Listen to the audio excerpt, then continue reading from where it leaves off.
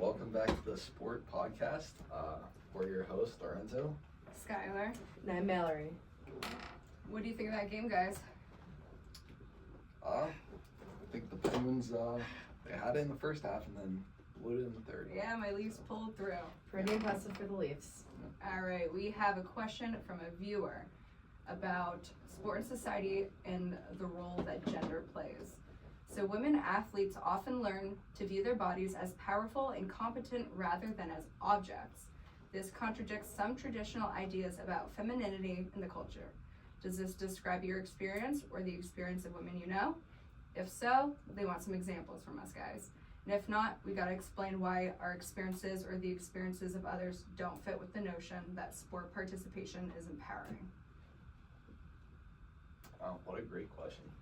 It's a loaded one. It's going to take a lot of deep thought. Yeah. Well, we can start with the fact that female athletes view their bodies as powerful, contradicts the traditional notion that they're seen as mothers first and athletes afterwards. Yeah, I mean, I think also women are held to a higher standard in sports to keep their body kind of like in shape, if Like, they were to say it. Like, normal stereotype Yeah. women, tiny, petite. Yeah, absolutely. I feel like it's hard. Not to stereotype, I know a lot of men have really similar body types, and it's, they all kind of build strength from similar places. With women, it's definitely harder. You've got a really kind of delicate mindset around strength and around the way that their bodies look. And oftentimes I think that gets really wrapped up in equating your self-worth in with your performance, in with the way your body looks. All right, if you look bigger, you're not going to be seen as a good athlete or anything, but it's a lot of it's muscle and. Agreed, yeah.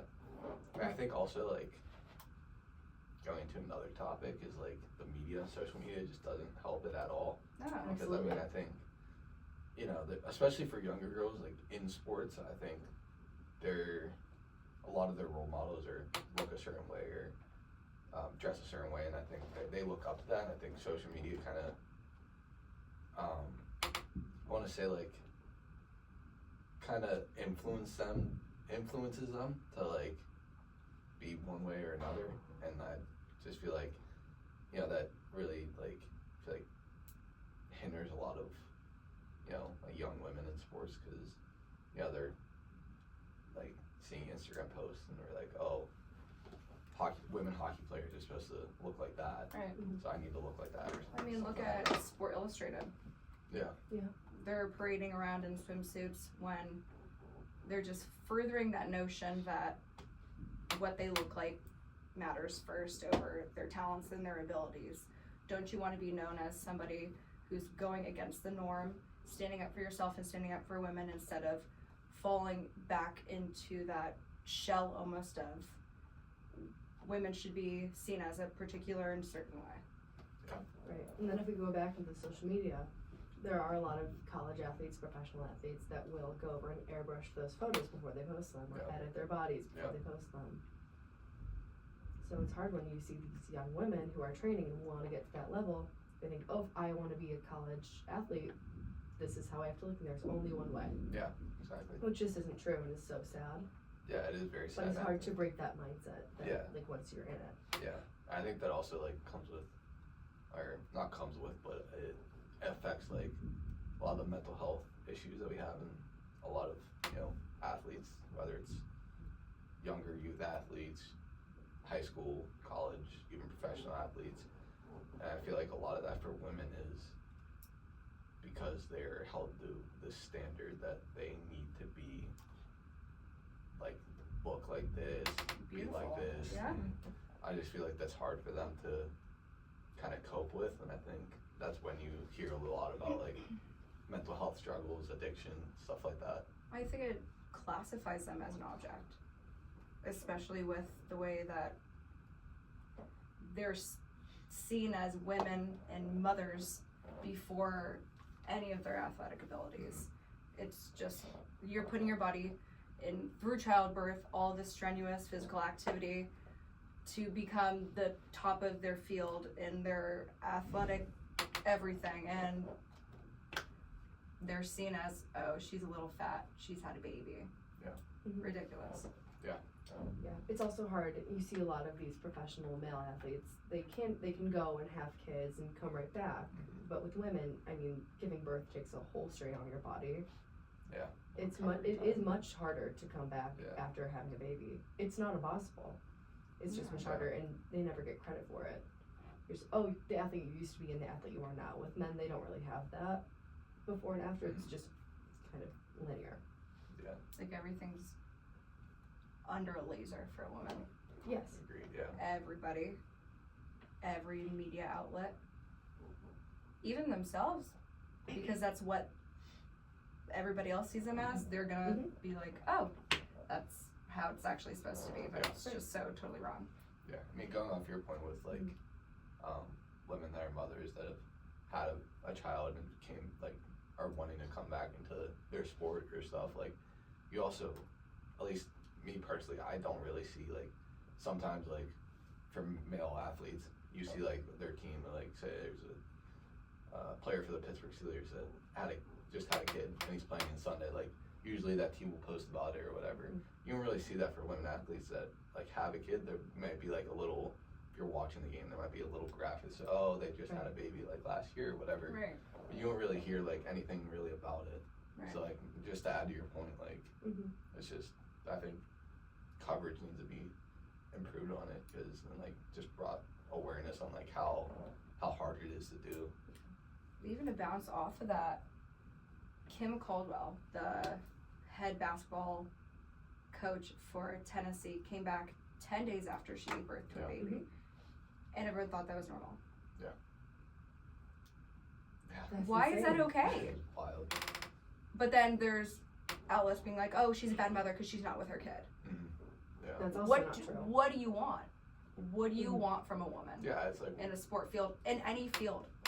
Yeah, I think a lot of people maybe don't get it, and they kind of chose like it's like one or the other for them, and it's not like neither one of those things are true. That like she's a bad mother, or that it's a normal thing to be back that quickly. Right. And I think maybe a lot of people just don't understand that, because it's such a norm that like for male athletes, like, oh, you just had a kid and you're right back to Right. Right. So, just my take on it. So what about our experiences?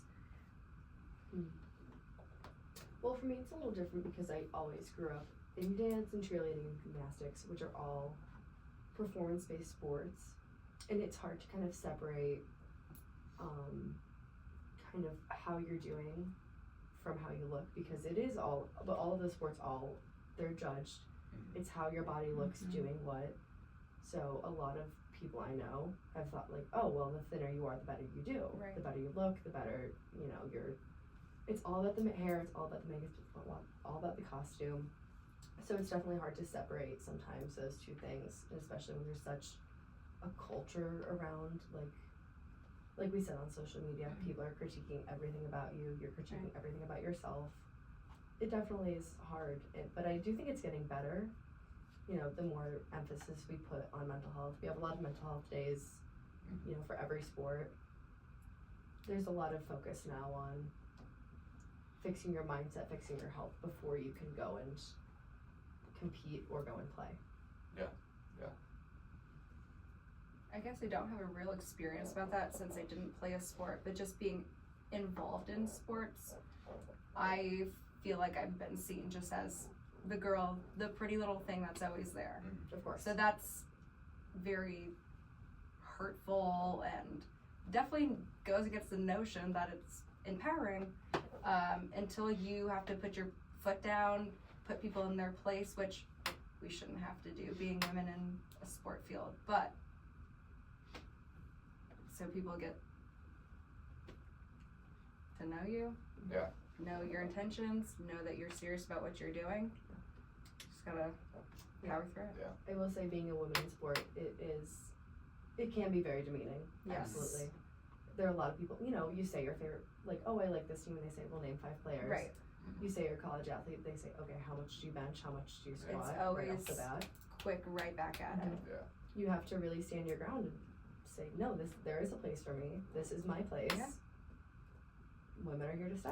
Even if you're just coming into it, I don't know why you need to be questioned and asked everything about anything about sports. Absolutely. Yeah. Like, you're new into the field, you want to try something new. Why should you be heckled for that? Exactly, yeah. I think for me, obviously it was a little different growing up playing hockey. I think as a male, a lot of my youth teams were all guys, but, growing up, there's always, you have a couple girls that are on your team, and I think, for me personally, there's probably 2 or 3 girls that I grew up playing with that are probably some of the best players I've ever played with, and I don't think they play anymore because for an example, the one girl I played with in high school, middle school, into high school, she was a great player, and then she played her freshman year, and then I think it's kind of the same thing where you see, it's kind of another stereotype with women, like, they're not as physical, they're not as, like, for hockey, it's physically demanding. Right. They're not going to take hits and stuff like that. That's a pretty well-known stereotype throughout the sport community. And she was physical. She would give hits, take hits, and then it came with playing other teams, and they would heckle her, and not just trash talk, but they would say some pretty Nasty things, pretty bad things to her. Yeah.